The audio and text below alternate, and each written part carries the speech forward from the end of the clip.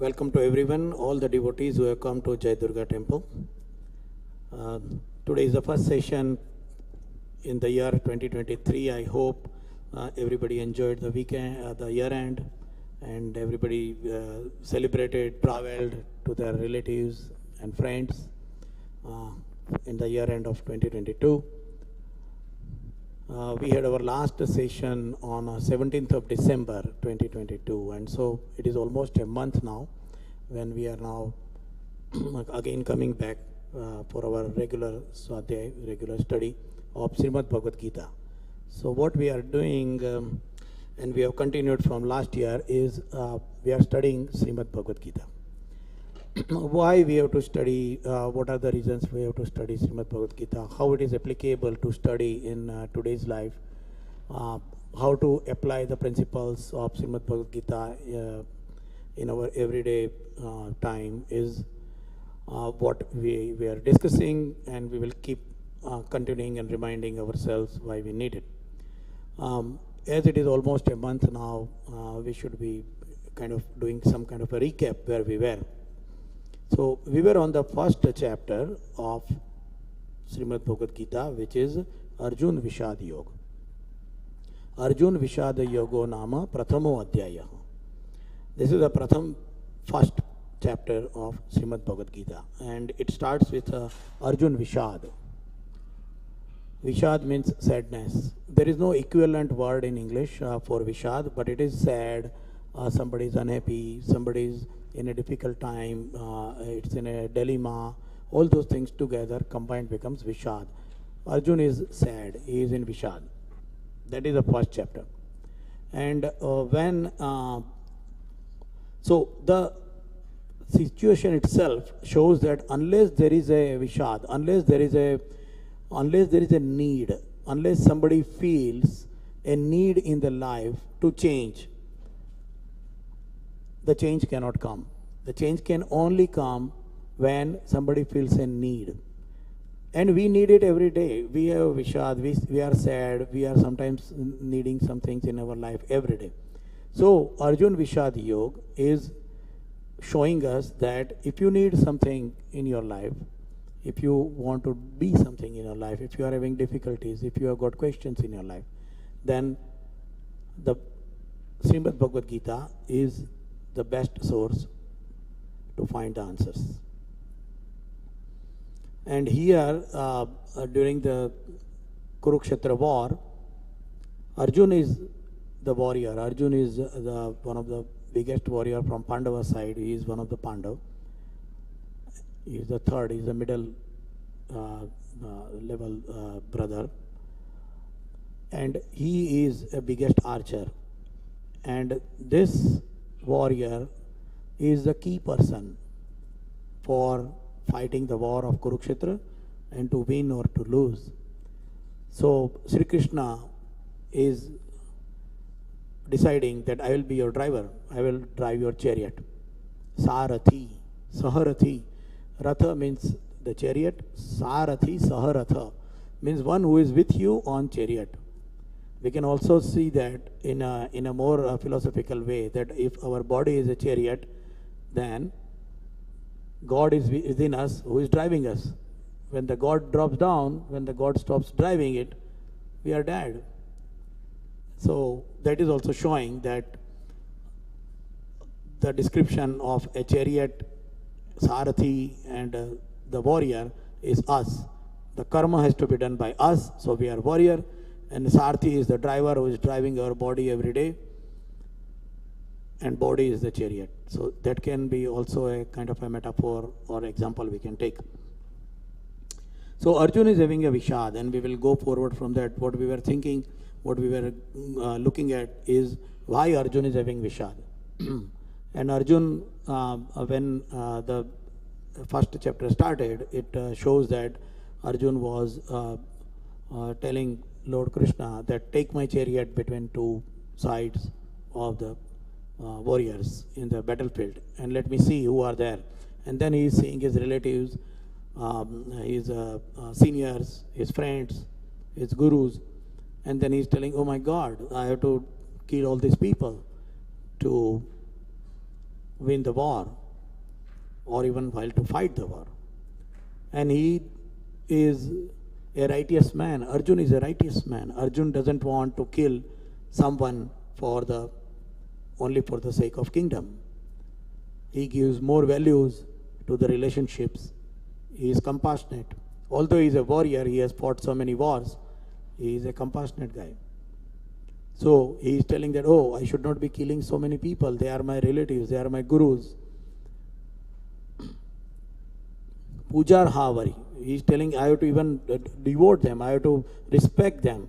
How can I kill someone whom I have to actually respect and serve? Like my great grandfathers and my gurus and my friends.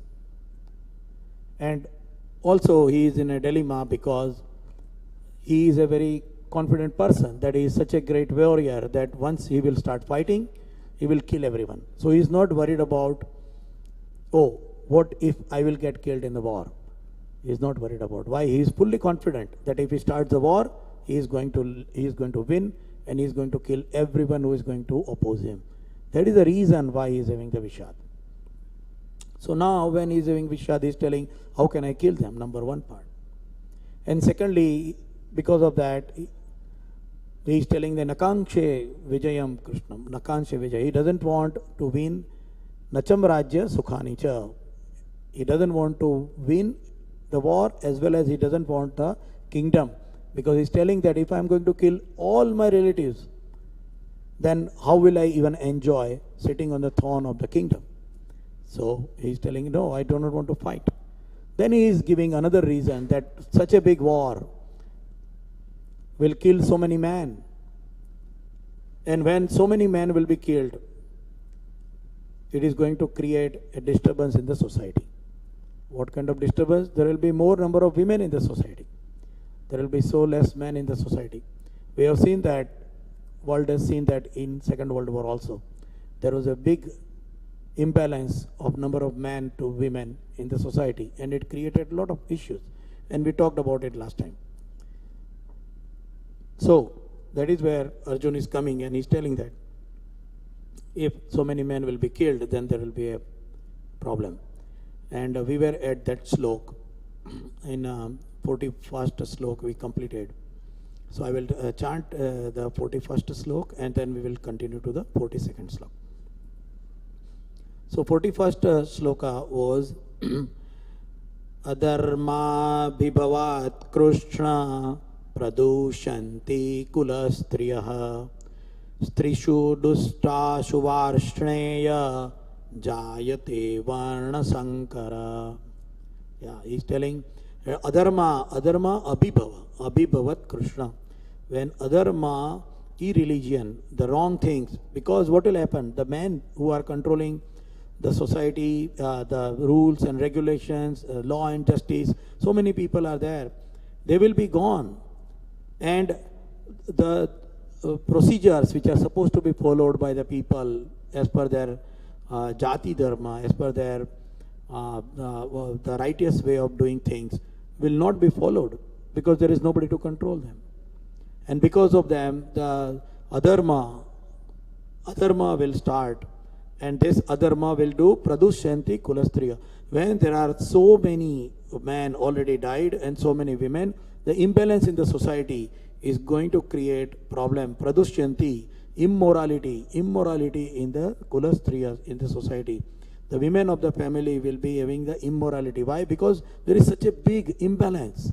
There is a huge imbalance. And then Strisu Dustasu Vashneya Jayate Varna Sankara. When this will happen, what will happen? When the women will become immoral, or basically overall the society will become immoral. When there is an imbalance in the society on anything, for anything, what happens? There is an immorality created. If there is less food, a large number of people in the society doesn't have the food, then it will start looting, cheating. When large number of people are avoided having the resources available, and only a few will have all the resources, and majority of the people have only handful of resources, the society will be imbalanced.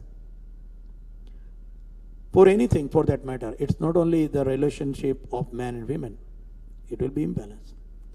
So that is why it is important that we maintain for a harmonious and a peaceful society. It is important to see that the balance is maintained. Not a handful people of the society will get maximum number of resources and controlling maximum number of resources. That will create a difficulty. So here in this case, because of the war, the imbalance in the society will be there. There will be so many women and less number of men. And because of that, Varna Sankara was the word we were talking about. The new generation, Varna Sankara, Varna, we had 4 Varna, Chatur Maya system. God has told in Gita. So Varna. So when Varna means what? Varna means our natural inclination. What we are naturally made to do. What we are naturally created to do. What is our inclination? What is our swabhavagata karma? Means our prakrutik, our natural way of working. That is the Varna. And Sankara, what will happen? It will be combined. Sankara, unwanted progeny, unwanted children will be generated. They will not know where to go. They will not know what to do. They will not have any clear-cut idea of what is my Varna and what I am supposed to be doing. So and they will not have any pride for the history. And we talked about it last time about the the situation in Mexico. I gave an example. What happens when the whole ethnic cleansing is done in the society by a few people, and there is nobody left in the society who is going to tell them what is the righteous way, what are the qualities we have to maintain, how the righteously we have to live, what are the the celebration. Like today we have got a celebration, Makar Sankranti, because somebody has told us that this is the festival and we should be celebrating. If there is nobody who can teach us, if there is nobody who can tell us what is Makar Sankranti, what is 14th January, then we will not be celebrating it. We will be losing our culture. So that is Varna Sankara. The new generation will not follow the ideals and principles of their ancestors. And they will not have any specific trend. There is no pride or history left. That is what is going to happen, and Varna Sankar will happen. And then Arjun goes further. So the 42nd sloka, that is where we were supposed to be starting. So I will start with that. I gave some kind of introduction because we had a big break in between. So I'll go further on this. So I will chant 42nd sloka first. Sankaro narakayaiva kulagnanang kulasya cha patanti pitaro yesham luptapindo daka kriyaha. First we will do the Anvay. Sankaro narkaraiva. Increase in unwanted children, Varna Sankar, will result in hellish life. Naraka. We know the word narka. Narka means, what is in our mind narka? We will talk about it. Let me first do the Anvay. Kula Gnana, Kula Slaya. One who is killing as well as one who got killed. Both of them will have the remaining society equivalent to a narka. It will be equivalent to narka. Patanti pitaro yesham. Why? Because patanti, the ancestors will fall, and because of ancestors falling, lupta pindodaka kriyaha. Pinda udaka kriyaha. Lupta means gone. Pindodaka kriyaha. Pindodaka, we must have seen in while the Panditji is doing Shrimad, when somebody dies, we do the pindodaka kriyaha. Pinda udaka. Udaka means water. And pind means a ball of rice, which we have seen. So when somebody unfortunately lost their relatives, they must have seen that the Panditji is putting balls of rice over there, then he is doing the puja, and then we leave the water on it. What we are doing, we are trying to remember, we are trying to see remember our ancestors.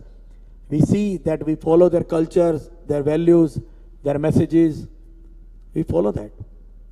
And we commit that. When we commit it, the commitment procedure is pindodaka kriyaha. If we do not know who were our ancestors, if we do not know what are their messages, if we do not know what they wanted to do in the society, what are their aspirations, why did they produce us and why did they nurture us, what were their expectations as their kids, if we do not know, we will not be able to commit anything. And when we are not able to commit anything, There is no commitment, which is pindodaka kriya. So lupta pindodaka kriyaha, when patanti pitaro yesham, when the ancestors are forgotten, ancestors are lost, ancestors are not remembered with their values, what they wanted to do, then what will happen? The pindodaka kriya will be lupta. Lupta will be gone. It will be gone. And because of there, the naraka will be there. So let us see, the newborns will not follow the principles of their kul. And hence the kula dharma will be destroyed. When there is no kula dharma, we can see that as even in history also we can see.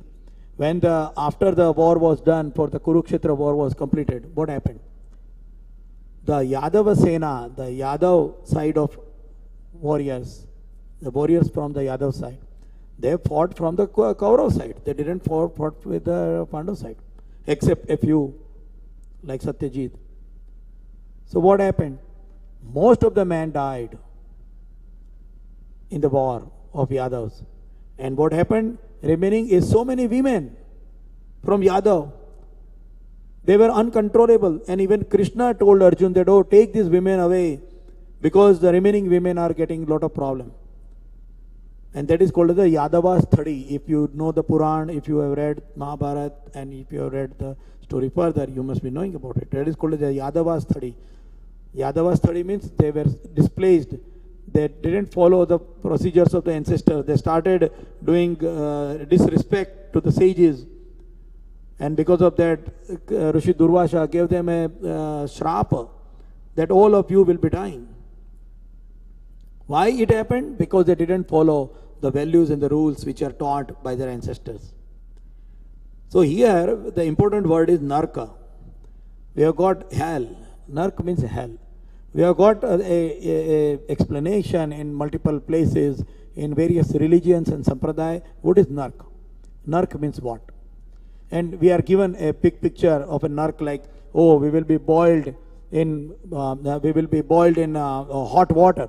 We will be boiled in oil.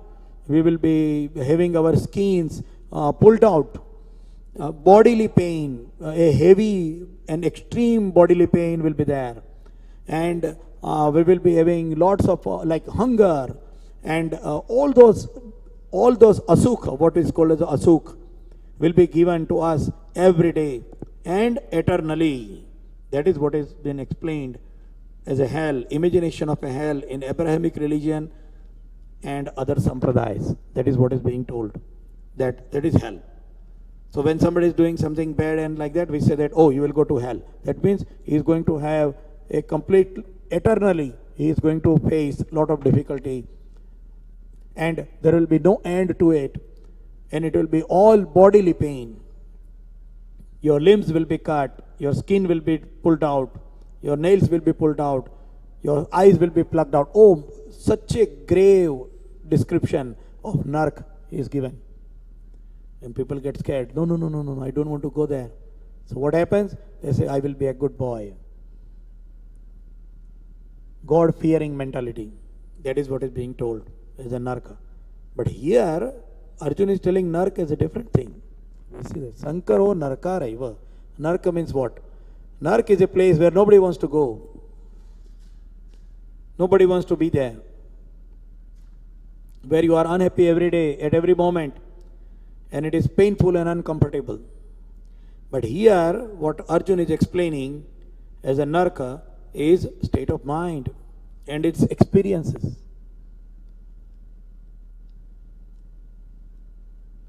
When there will be a Varna Sankara situation, when there is a Sankar situation, what will happen? It is eternally bad experience. Say for example, if I am not smoker, I am not smoking. Of course I am not smoking. So I am a non-smoker, and somebody gives me, you have to smoke cigarette.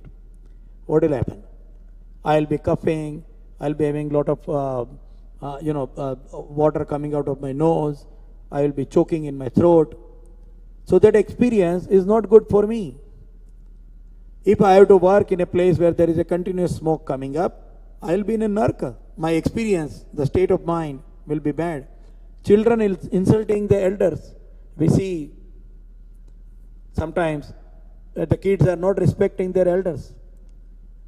The kids are not giving proper care, support, and respect to the elders. To live with that kid in their home for an old man or an old woman is narka. It is equivalent to narka. They cannot live it, they cannot be there. It is an everyday bad experience. Living lonely. We see here in our country there are so many people who are living lonely. They are alone. They don't have anybody to talk to them, to hug them, to ask them how they are. They are having a lonely life. That is narka. Even though they have got a good facility, they have got a big house, but if there is nobody to talk to them, nobody to share their feelings, it is equivalent to narka. So narka doesn't mean that there is a place somewhere up in the sky where everybody will be taken and then you will be eternally in that problem. That's not. Narka is right over there, over here. It is every day. People who are suffering are feeling that they are in narka.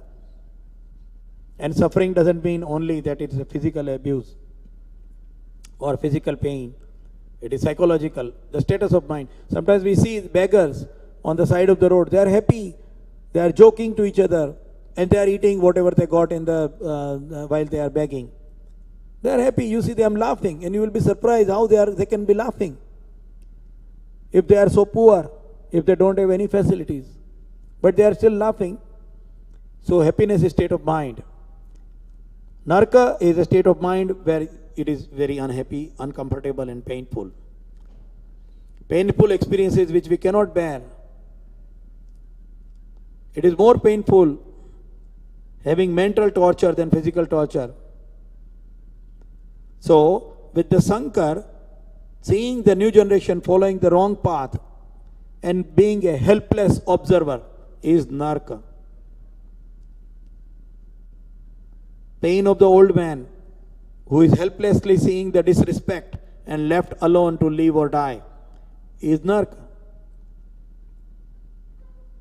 Secondly, when those people will see that the next generation, the new generation, are not following the values, the fundamental thoughts, what they lived for, they see that the next generation is not following it.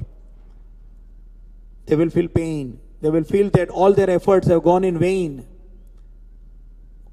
because the next generation is not going to follow it.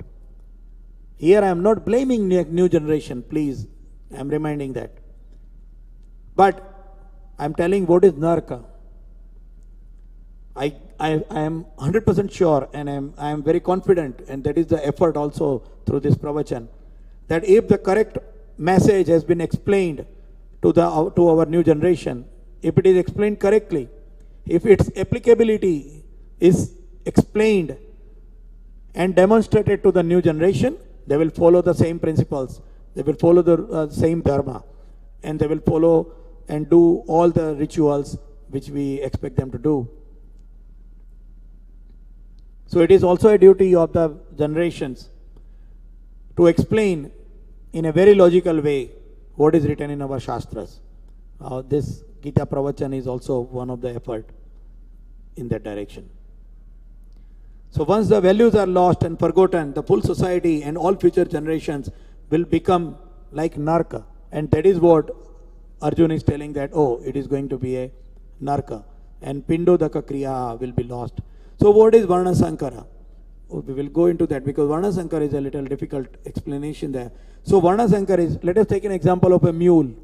A mule is produced by mating a horse and a donkey. When the mule is produced, the mule cannot take the load equal to a donkey. It cannot work that hard like a donkey. But it cannot also run as fast as a horse. It loses both the qualities. It gets its own quality, but it loses those fundamental qualities of its ancestors, so-called donkey and horse. So, when the Varna Sankar happens, we do not know what is actual our qualities, and we do not work as per our qualities.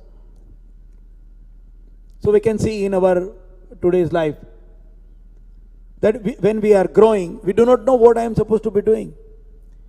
and we land into some career because it is fetching us some money which we need to live our life. But when we are doing that job, we always tell our friends, we always share, I don't like my job. Why you don't like your job? It's giving you money. Will you leave your job? No, I know. Why? Because it gives me money to leave, to carry my expenses. But I don't like my job. So what is making you not like your job?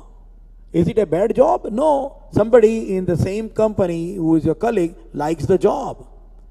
So it is not the job. It is a matching of a person's natural way. The natural way what I am made of is not meeting the requirement or the processes or the actions which I have to do during my job. And that is why I am unhappy with the job.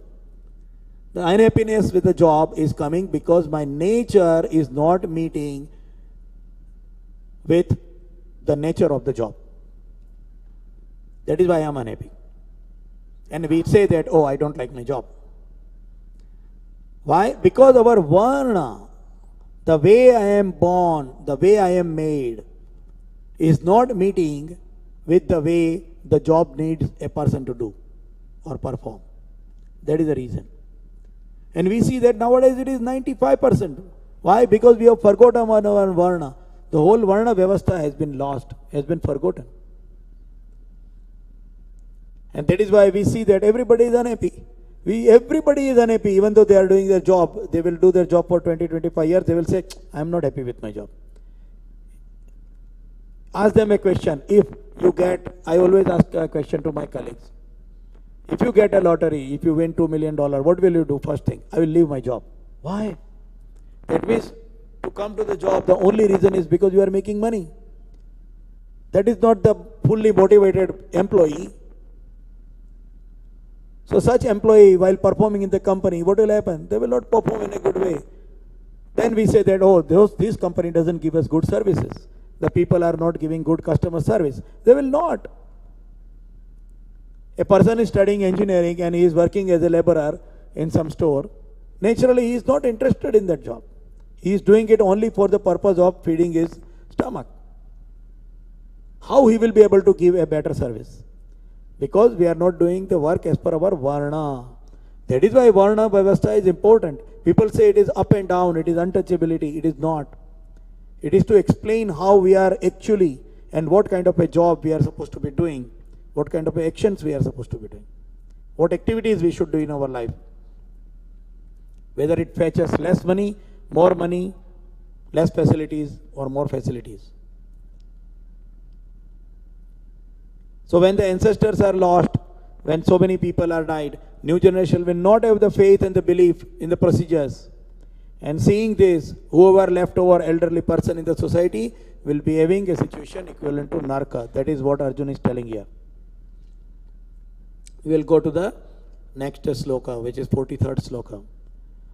Doshairete kula gnanam varna sankara karakai utsadante jati dharma kula dharma shashvata. Here Arjuna is telling doshe rete kula gnana, dosha eti. So with these evil deeds, when the war is happening, people are killing each other. And because of that, the kula will be kula gnana. The family traditions, the family values will be destroyed. And varna sankara karakai, in causing the varna sankar, will do what? Utsadante. Utsadante means ruined. It will be ruined.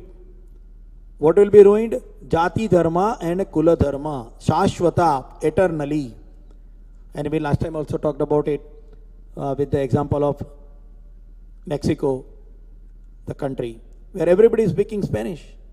They do not know what was their original language, what were their original procedures, what were their original beliefs, the faith. They do not remember that. So kula dharma and jati dharma, these are the two words. So because of the kula gnana, the killing of the kula, varna sankar will happen. And because of the varna sankar, utsadante, what will be ruined? Jati dharma and kula dharma.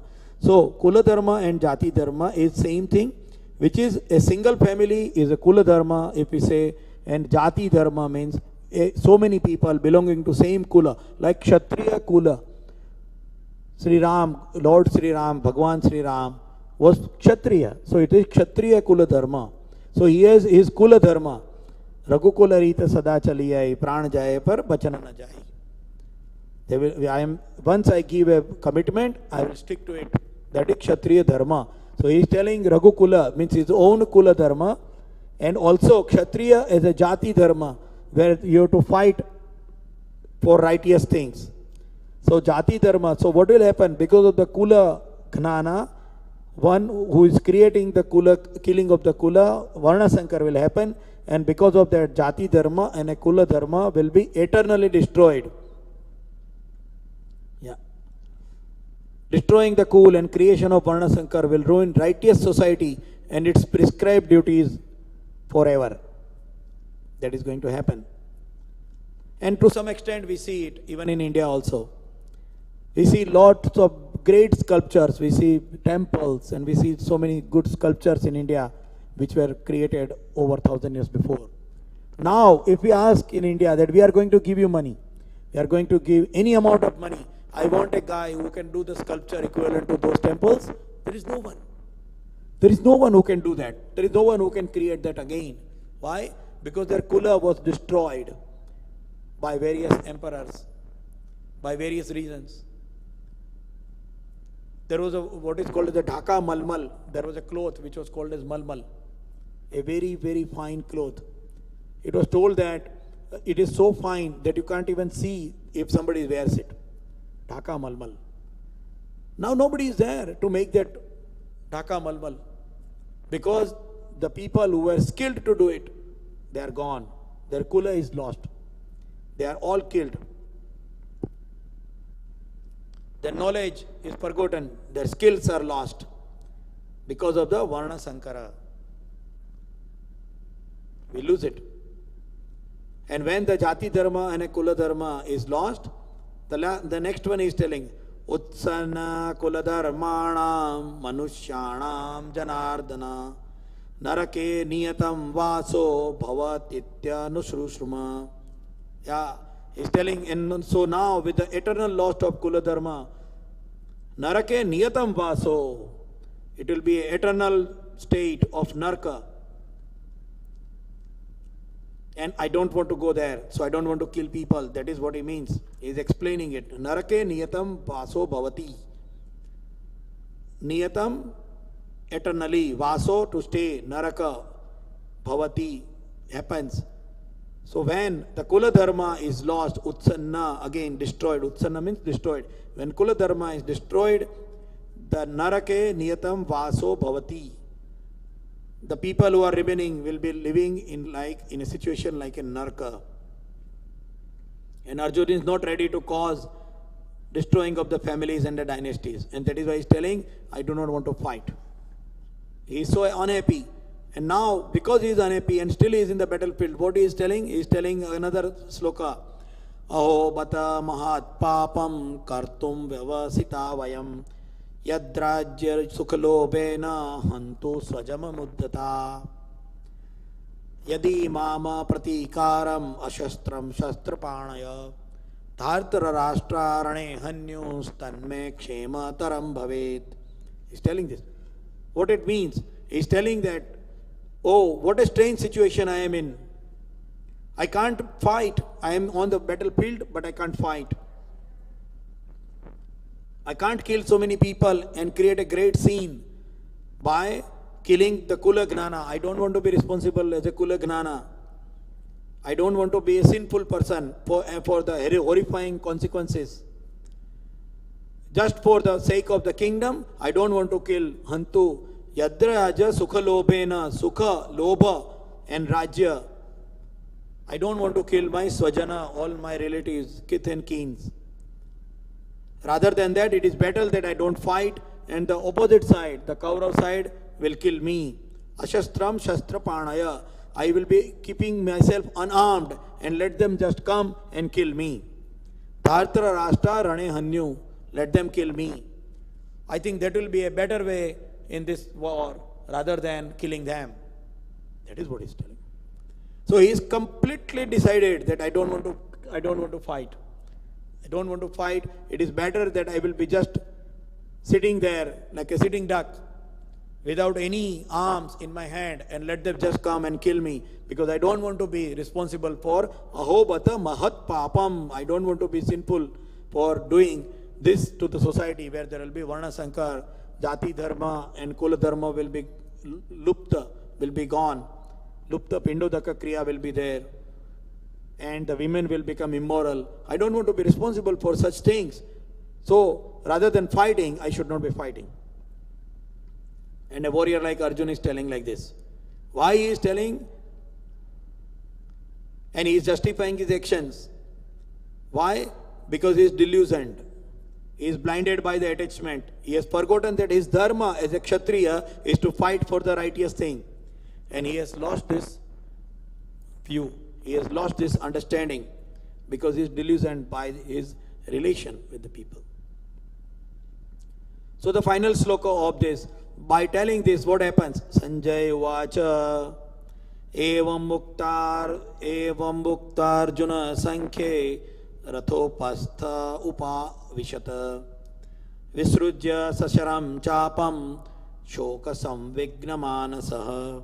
Sanjay is telling, by telling this, what Arjun did, he put his arms away and he sit behind in the chariot. I am not going to fight. He decided, I am not going to fight. I will not fight. He decided. The biggest warrior on the Pandava side has decided that I am not going to fight because this is going to create problem. What a situation. And Bhagwan Yogeshwar Krishna has to now explain what is the way to live. Sometimes we also say that, oh, I don't want to do this work, I don't want to fight. I just don't want to, I just want to leave, escape. But we can't, because even we escape also, we have a problem.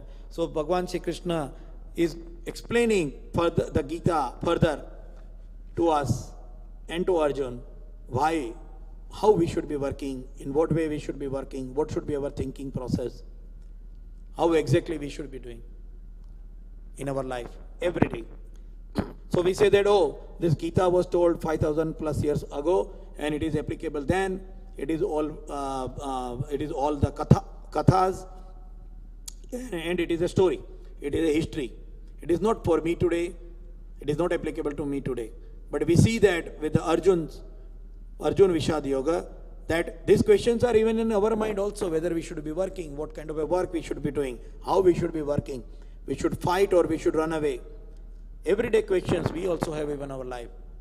So that is why it is important that we go further in the Gita and we see what is the God is guiding us, how the God is guiding us through the Gita. So we will be completing this first chapter, and generally at the end of the chapter, that is how we talk. Om Tatsaditi Shrimad Bhagwat Gita Su Upanishadsu Brahma Vidyayam Yoga Shastre Sri Krishnarjuna Samvade Arjuna Vishad Yogo Nama Prathamo Adhyayah. Om Tatsaditi, with these Srimad Bhagwat Gita Su Upanishad. So Srimad Bhagwat Gita Upanishad. Srimad Bhagwat Gita is considered equivalent to Upanishad. Brahma Vidya, what is it teaching us? Brahma Vidya.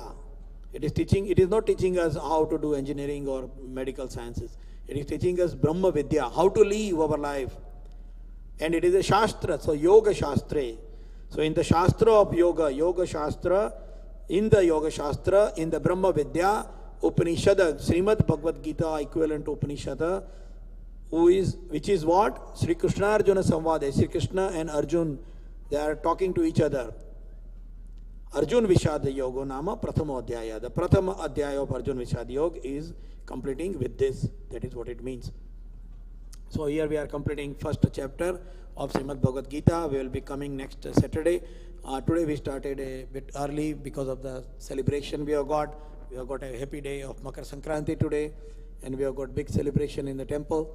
So we have to start an hour early. So next Saturday onwards, hopefully we will be continuing with our time at 10 o'clock. And we will go to the second chapter, which is Sankhya Yoga. So we'll start with the Sankhya Yoga. I give all my congratulations to everyone who is going to do the Makar Sankranti prayer. Today also it is Lori. The sun is going to enter into Makar Rashi, moving towards the warmth. So let all the warmth and happiness come to everybody's life. This is a celebration for it. So I congratulate and wish best to everyone on the occasion of Makar Sankranti and Lori. With this, I will complete today's Pravachan, and we will meet again next Saturday. Vasudevasutam Devam Kansachanuramardanam Devaki Paramanandam Krishnam Vande Jagadgurum Guru Brahma Guru Vishnu Guru Devo Maheshwara Guru Sakshat Parabrahma Tasmai Sri Guruve Namaha.